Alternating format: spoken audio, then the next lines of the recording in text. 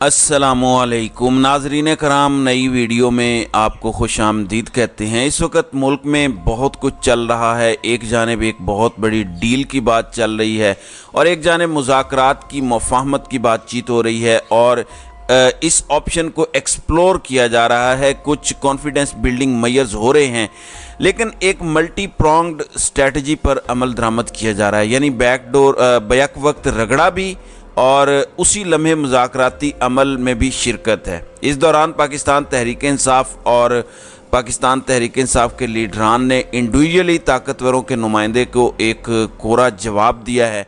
Direct absolutely not कहा है, वो बहुत वाज़ेह है। और इस हवाले से अब मज़ीद चीज़ें सामने आ रही हैं। एक तो मुज़ाकराती अमल है जिसके अंदर मोहम्मद अली दुरानी साहब, जो कि मुशर्रफ दौर के अंदर वज़ीर इत्तलाआत रहे, ताकतवरों के बड़े करीब हैं। शहबाज शरीफ जब जेल में थे तो शहबाज शरीफ और इस्टेब्लिशमेंट के मुज़ाकरात भी इन्होंने करवाए।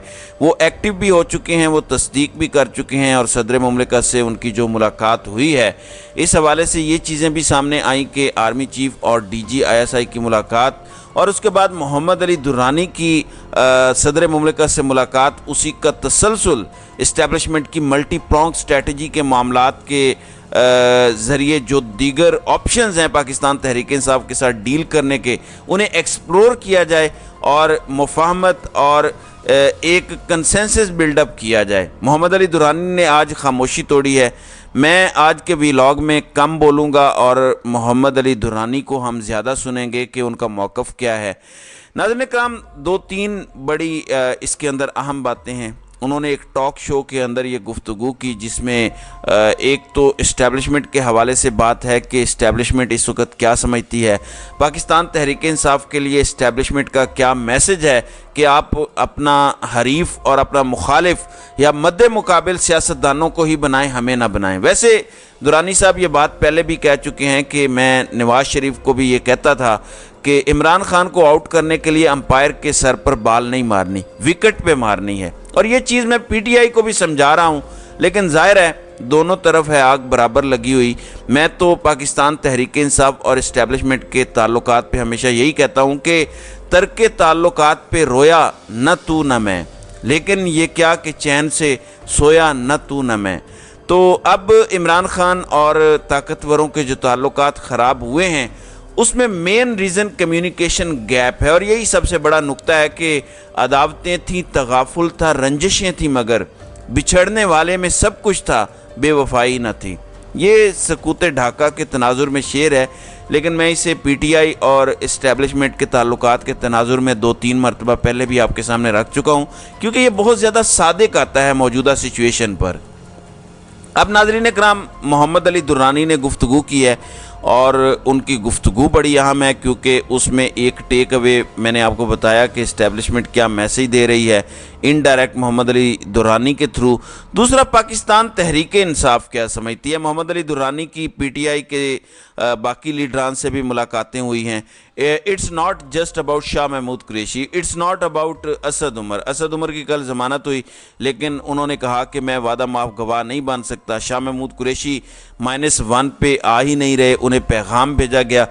उन्होंने तस्दीक की कि मुझे मैसेजिंग हुई है, मुझे पैगाम भेजा गया कि -1 करें और पार्टी को लीड करें। उन्होंने भी कोरा जवाब दिया, क्लियर नो कह दी, एब्सोल्युटली नॉट कह दिया।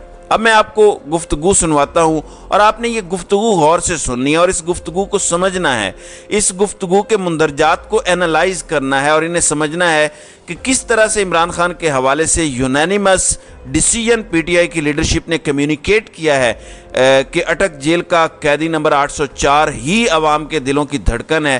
पहले से बहुत से ऐसे सियासतदान जिन्हें शायद -1 होने पे हसीन ख्वाब नज़र आते हैं, लेकिन क्या नाम है, कोई वो they know the ground realities कि अवाम किसके साथ है। और ये जो आपकी सपोर्ट इमरान खान के साथ है, इसी ने बहुत से लोगों को रोक के रखा हुआ है। आप ज़रा मोहम्मद अली दुरानी की ये गुफ्तगू सुने। दुरानी साहब, ये जो कुंजी है मुफाहमत की, ये तो डॉक्टर आरिफ अलवी साहब के पास नहीं है, ये तो इमरान खान साहब के पास है। हाँ, क्या वो भी मुफाहमत चाहते हैं? सर देखें, ये जो सवाल असल तो हमारे यहाँ पाकिस्तान के अंदर सबसे बड़ा जो इशू है वो भी यही है कि हमारे यहाँ हर पार्टी जो है اس کی کنجی جو ہے وہ کسی ایک خاندان یا ایک فرد کے پاس ہے، فرد کے پاس ہے، اور وہ اسی نے آن کرنا ہے، اسی نے آف کرنا ہے، اور اس کی کوئی پروسیجر نہیں ہے جس کے تحت اس کے ذہن اب تو یہ زمینی حقیقت ہے. اب یہ زمینی حقیقت ہے.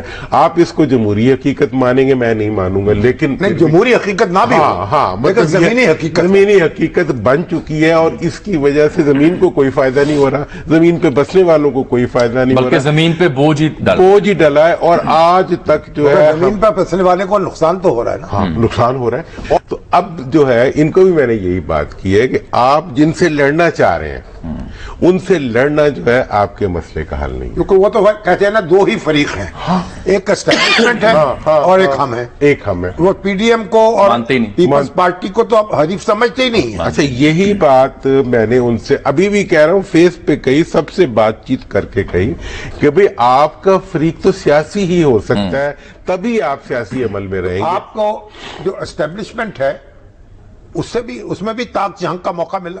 دیکھیں جی اسٹیبلشمنٹ کا تو تاک جہاں کی ضرورت ہی نہیں ہوتی جی، وہ تو معصوم سے لوگ ہیں. اچھا. اور ویسے بھی پرانی جان پہچان ہے. دیرینہ آشنا ہے. دیکھیں ان کے رویے جو ہے نا بہت ڈیفینیٹ ہوتے ہیں اور بڑے واضح ہوتے ہیں. ہمارے جو سیاستدان ہیں وہ ہمیشہ اسٹیبلشمنٹ کو یوز کرتے ہیں، اقتدار میں آتے ہیں، اس کے بعد آنکھیں دکھاتے ہیں، اور پھر بھی کچھ نہیں سیکھتے. پھر آنکھوں دکھانے کے بعد پھر آنکھوں کی نظر ہو جاتی ہے، پھر دوبارہ آنکھیں دکھاتے ہیں. اسٹیبلشمنٹ پھر نیا ہاں وہ پھر مجبور ہو کے کسی اور کو نیا گھوڑا تلاش کرنا شروع کر گھوڑا گدھے کو تلاش کرتے ہیں، اس کے بعد وہ آتا ہے، وہ پھر وہی تو دونوں اپنے اپنے کھیل میں لگے ہوئے. تو اس لیے میں نے اس دفعہ جو بات ایک نئی کہی ہے وہ یہ ہے کہ یار اس دفعہ معاملے کو سیاستدانوں کے بیچ میں لے آؤ، آپس میں ڈائیلاگ. اچھا الوی صاحب سے اس سلسلے میں میری ملاقات ہوئی جو کہ بہت ہی پازیٹیو تھی. اب دیکھیں نا کل انہوں نے کتنی دیر ملاقات ہوئی؟ بس پونا گھنٹہ کافی ہے. ہاں کافی ہے. تو یہ ملاقات آپ کی جب ان سے ہوئی اس سے پہلے الوی صاحب سے دو اہم شخصیات مل چکی تھیں یا آپ کے بعد ملی؟ نہیں مل چکی تھی. ہاں. اچھا چلیں اب اس ملاقات کی کہانی سننے کا اس کے نتیجے میں خط لکھا گیا.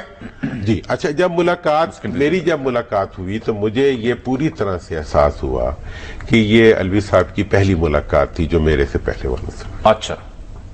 اور وہ ملاقات 2 گھنٹے پہ محیط تھی. ٹھیک ہے جی. اور الوی صاحب کا اس کے بارے میں یہ امپریشن تھا کہ یہ بہت اچھی ملاقات ہوئی. اچھا. ہاں میرا اس کے بارے میں یہ امپریشن بنا، یعنی جو 2 بڑوں سے ملاقات ہوئی، میرا 3 بڑوں کی ملاقات آپس میں. 3 بڑوں کی آپس، ان کا خیال تھا کہ یہ بڑی اچھی ملاقات ہوئی. میرا اس سے یہ مجھے سمجھ آئی کہ یہ ملک کے لیے بڑا اچھا ہوا.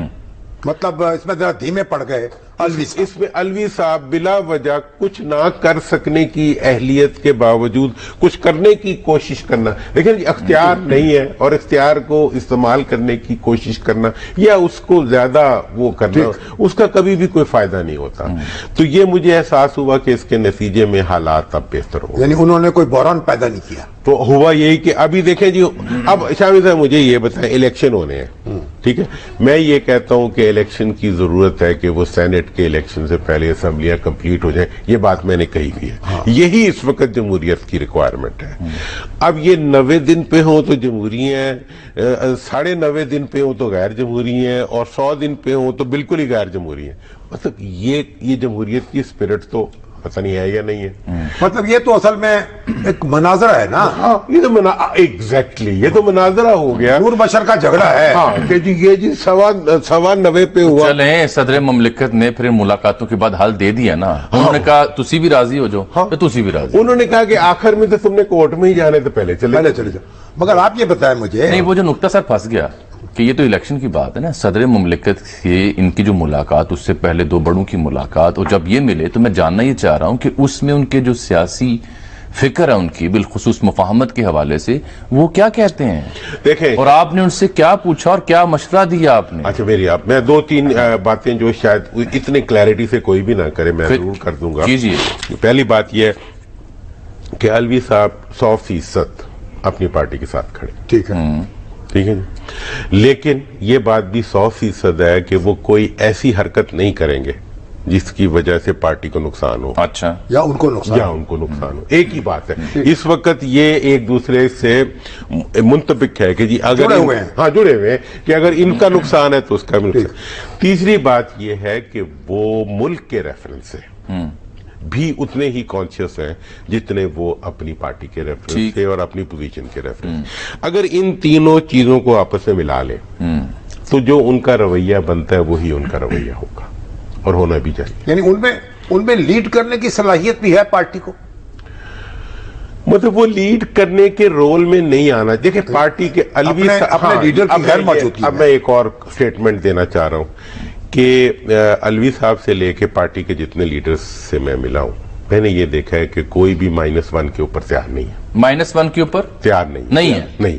اچھا یہ بڑی سٹیٹمنٹ ہے. بڑی سٹیٹمنٹ دے رہا ہوں کہ پارٹی کے لیے وہ تو مسلم لیگ نون بھی تیار نہیں ہوئی. اچھی بات ہے نا. دیکھیں یہ بات لیکن انہوں نے وزیر اعظم تو اور بنا لیا تھا نا, ایک نہیں 2 بنا لیا. تیار نہ ہونا پہلے عباسی صاحب اور پھر شہباز شریف صاحب. نہیں, تیار نہ ہونا ایک اور چیز ہے, مائنس ہونا اور چیز اور مائنس ہونا ایک اور چیز ہے, اور جو چیز تیار ہو اس سے فائدہ اٹھانا اور. جی ناظرین اکرام, آپ نے محمد علی درانی کی یہ گفتگو ملاحظہ کی. اس میں آپ نے 2-3 یا 3-4 اہم باتیں سنی. ایک تو پی ٹی آئی کی لیڈرشپ اس بات پر ڈٹی ہوئی ہے کہ عمران خان مائنس کرنے کا سوال ہی پیدا نہیں ہوتا. کوئی ایسی پاسبلٹی نہیں ہے, کوئی ایسا آپشن ایکسپلور کرنے کے لیے کوئی بھی تیار نہیں ہے, یہ ایڈونچر کرنے کے لیے کوئی تیار نہیں ہے. تو چیزیں بہت واضح ہیں, کلیئر ہیں, مذاکرات چل رہے ہیں, بیک اینڈ پہ بہت کچھ چل رہا ہے. کانفیڈنس بلڈنگ میئرز بھی مزید ہونے ہیں. عمران خان کی رہائی کی بھی بات ہو رہی ہے کہ جب مذاکرات ہو رہے ہیں تو پھر یہ کیوں نہیں ہو رہا. دیکھیں, مذاکرات کی کامیابی کی صورت میں رہائی ہونی ہے, یہ چیز آپ سمجھیں. اور یہ سیاست کھیلی جا رہی ہے, عمران خان کے اوپر کوئی جینون الزام نہیں ہے, اور یہ ایک لاسٹ سٹیپ ہوگا. ابھی تو مذاکرات چل رہے ہیں, اس دوران اگر کوئی کانفیڈنس بلڈنگ میئرز ہوتے بھی ہیں تو وہ کانفیڈنس بلڈنگ میئرز خان صاحب کی رہائی نہیں ہوں گے. ظاہر ہے دوسری سائیڈ بھی اپنے پتے سنبھال کے رکھ رہی ہے, اور اپیرنٹلی یہی اس وقت پولیٹیکل گیم چل رہی ہے. ابھی محمد علی درانی کی جو میں نے آپ کو گفتگو سنوائی ہے, امید ہے اس سے آپ کو بھی بہت کچھ کلیئر ہو گیا ہوگا. تو ناظرین کرام, آپ کی اس ویڈیو کے حوالے سے کیا رائے ہے, آپ اپنی رائے کا اظہار کامنٹ سیکشن میں ضرور کیجیے گا.